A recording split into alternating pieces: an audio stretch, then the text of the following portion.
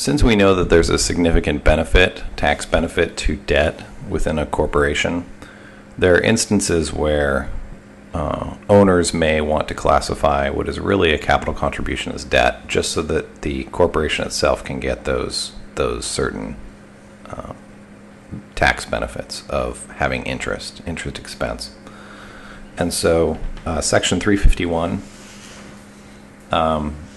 is going to look at, under 351 and a few court decisions, the courts would look at certain factors to determine whether debt is really supposed to be classified as capital. And this is called thin capitalization. If it's too thinly capitalized, then they're going to deem certain debt to be capital.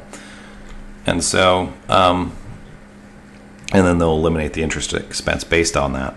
And so let's look some of the instances, and they're listed in your book, but I'm just going to go through them really quickly. It's whether the debt instrument is in proper form. So, for instance, if it's just an open advance where the shareholder is just providing money to the business whenever it needs it, that's different than if the shareholder provides an actual loan with documentation and where there's clear evidence of it, if there's a written promissory note.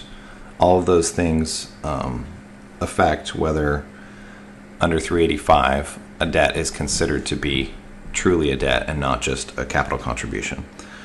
They'll look at whether the debt instrument bears a reasonable rate of interest and has a definite maturity date. If it's just an open loan with no formalities, then that's a concern.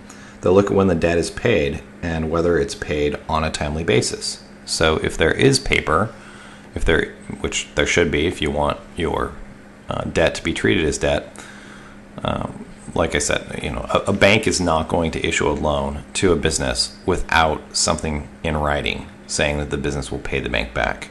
And the same thing should be true for a shareholder. So you really just want to look and see if it actually functions like debt. Also, a bank is not going to allow a business to pay it back whenever. It's going to have actual terms. It's going to have a maturity date.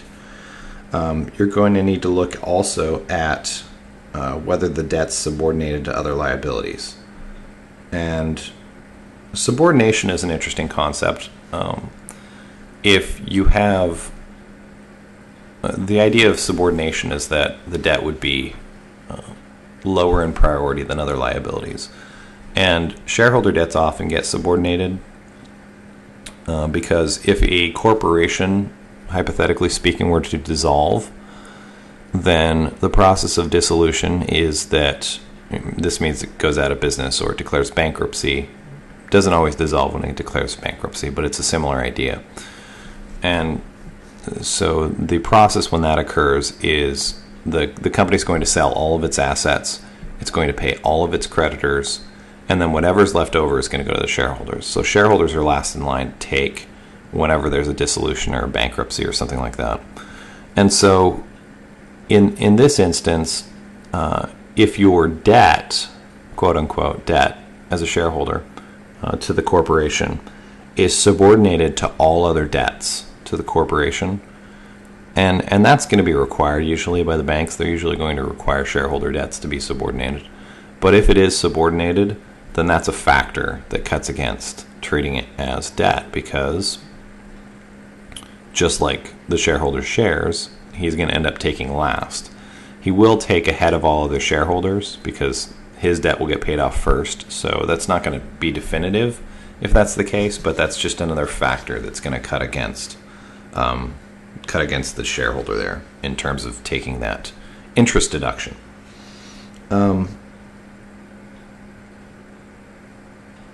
Then the other issue is whether the holdings of debt and stock are proportionate. So if what we're saying there is, let's suppose you have two 50-50 shareholders that own the stock, and both of them have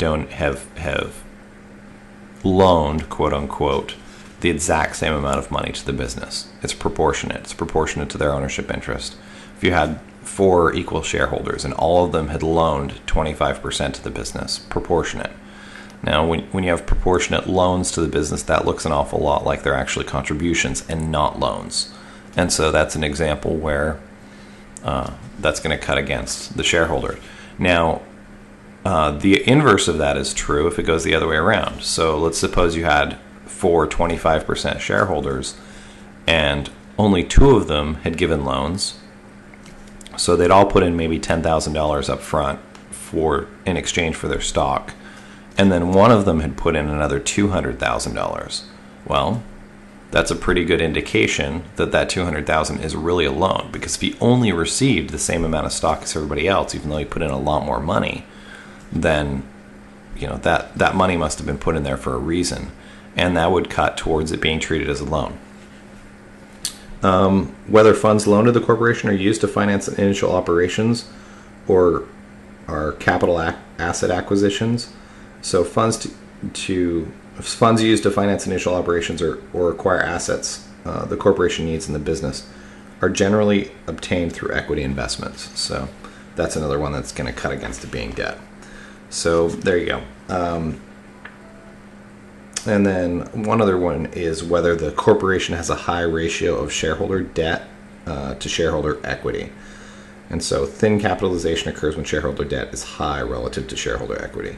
This indicates that the corporation lacks reserves to pay interest and principal on the debt when the corporate income is insufficient to meet current needs. So if you're thinly capitalized, and in determining the corporation's debt to equity ratio, courts are going to look at the debt both to the book value of the corporation's assets and to their actual fair market value.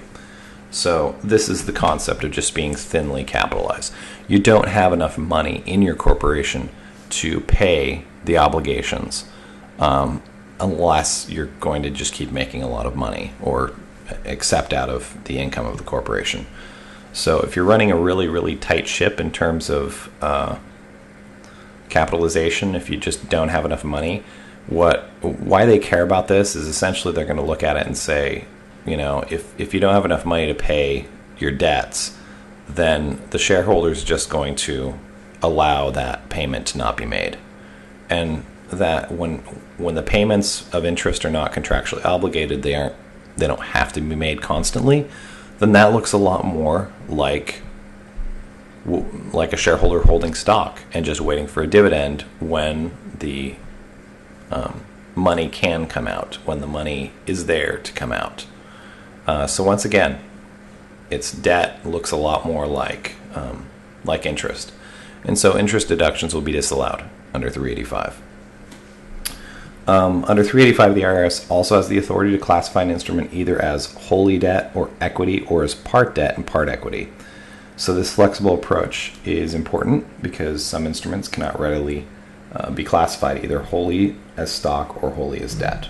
So there you go. So there's a possibility that they will partially consider a debt to be equity. And that's Section 3 of IRC Section 385.